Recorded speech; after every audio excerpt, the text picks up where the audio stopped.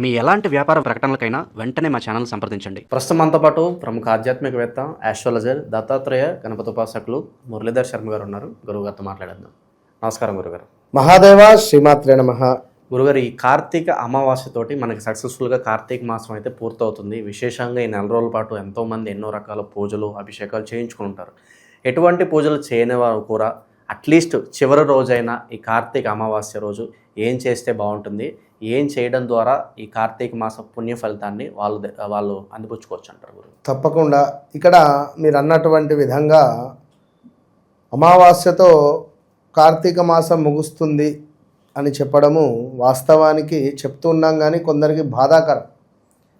అయ్యో ఇంతలోనే కార్తీక మాసం అయిపోయిందని, మొన్ననే కదా మొదలైంది, ఇంతలోనే అయిపోయిందా అనేటువంటి పరిస్థితి కూడా కలదు.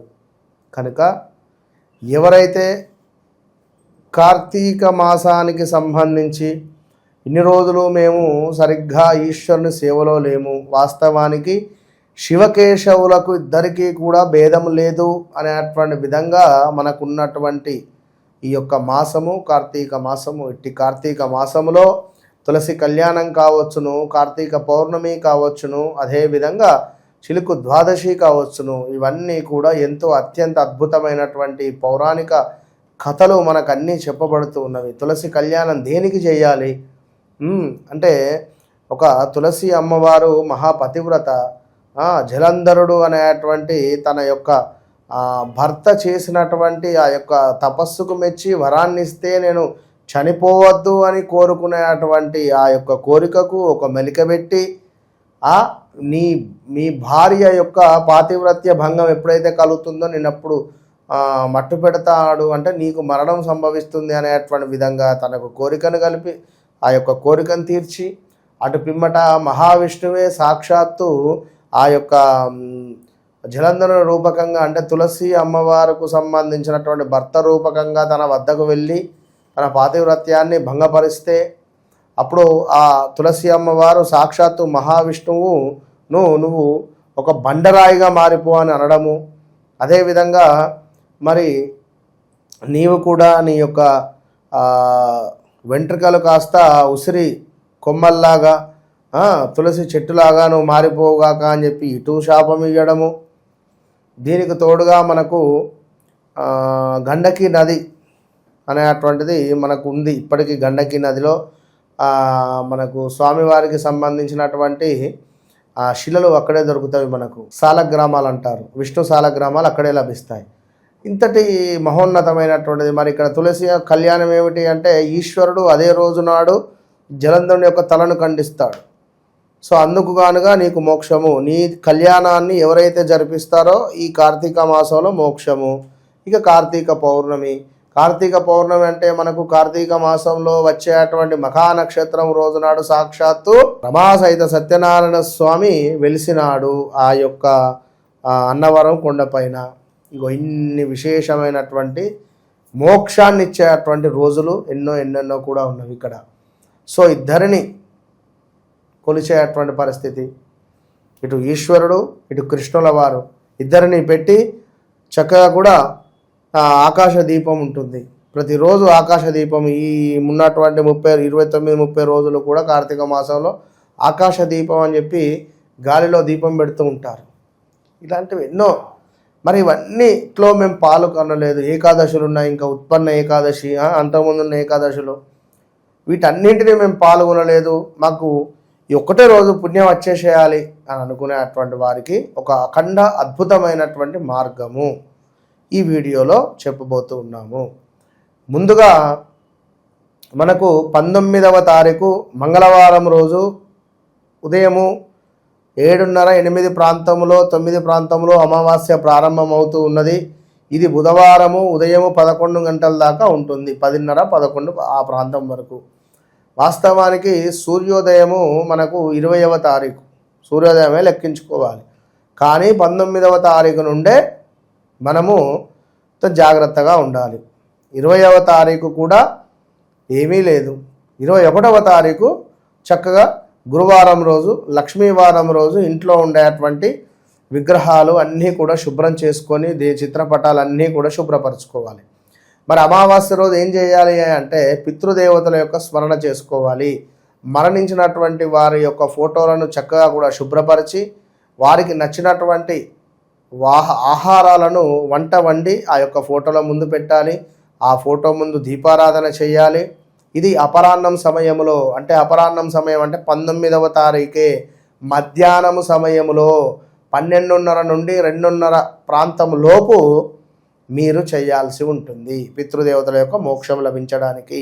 ఈశాన్యంలో ఒక సుమారుగా కూడా ఒక 3 దర్భపోసలను వేయండి. మీ ఇంట్లో ఈశాన్యం మూలన 3 దర్భపోసలను వేసి దీపారాధన చేసి ఒక నమస్కారం చేసుకోండి. ఇంట్లో దైవానికి అంటే కులదైవానికి, ఇంట్లో మీకు ఉండే అటువంటి అమ్మవారు కానీ అంటే ఎవరైనా కూడా దేవునికి సంబంధించి ఒక విస్తారాకు వేసి పంచభక్ష పరమన్నాలు, అన్నము చక్కగా, అదేవిధంగా ఒక శాకము, పప్పు, చారు, ఒక పచ్చడి, అందులో చింతపండు పచ్చడి ఉంచే ప్రయత్నం చేయండి. చింతపండు పచ్చడి ఒకటి చేసి పెట్టండి. మినప గారెలు చేసి పెట్టండి. అదేవిధంగా వడలను చేసి పెట్టండి. పాయసము చక్కగా చేసి పెట్టండి. ఇవన్నీ కూడా చేసి పెట్టి ఒక చుక్క నెయ్యి వేసి ఆ యొక్క విస్తరాకులో చక్కగా కూడా నమస్కరించుకొని విస్తరాకు ముందు దీపారాధన చేయండి. అదేవిధంగా ఈశాన్య మూలన ఒక దీపారాధన చేయండి. కుదిరితే ఈశాన్య మూలన కొన్ని నువ్వులను, కొన్ని బియ్యం గింజలను, తడిపినటువంటి బియ్యం గింజలను వేసి నమస్కరించుకోండి 12:30 నుంచి 2:30 లోపు. ఇంతే, ఇది ఒక్కటి చేయండి. మీకు అనుకున్నటువంటి పనులు అనుకున్నటువంటి విధంగా ముందుకు వెళుతాయి.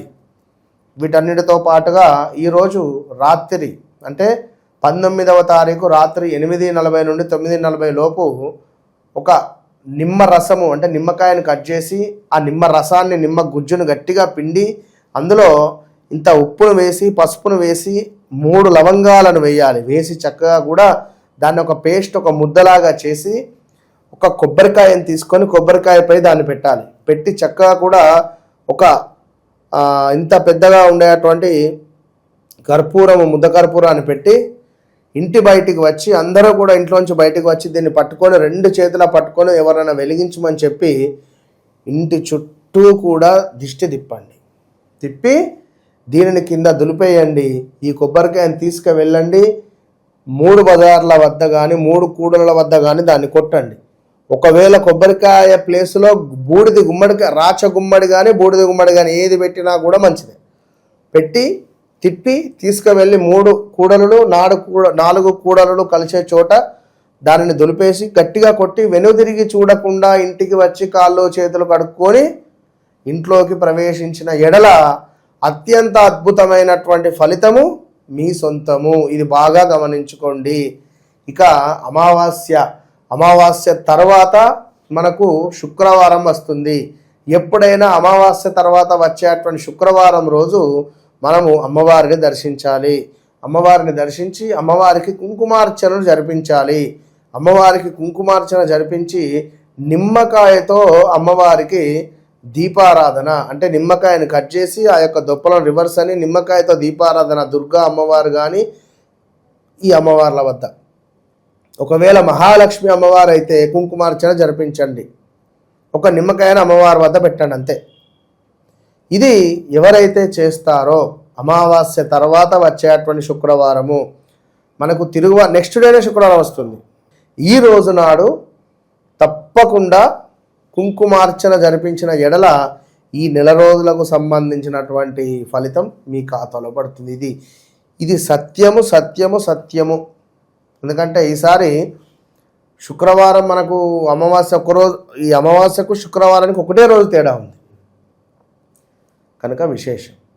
సో ఇంతటి అత్యంత అద్భుతమైనటువంటి ఫలితాలు చేసిన ఎడల ధనపరమైనటువంటిది, నరఘోష, ఉద్యోగపరమైనటువంటి ఆటంకాలు కావచ్చును, ఇవన్నీ కూడా అత్యంత అద్భుతంగా మీకు మారబోతూ ఉన్నవి. ఓవరాల్గా చివరి రోజైన కార్తీక అమావాస్య రోజు ఎటువంటి కార్యక్రమాలు మనం చేసుకుంటే అన్ని విధాలా కలిసి వస్తుందో మీ మాటల ద్వారా అద్భుతంగా వివరించారు. ధన్యవాదాలు. మహాదేవ.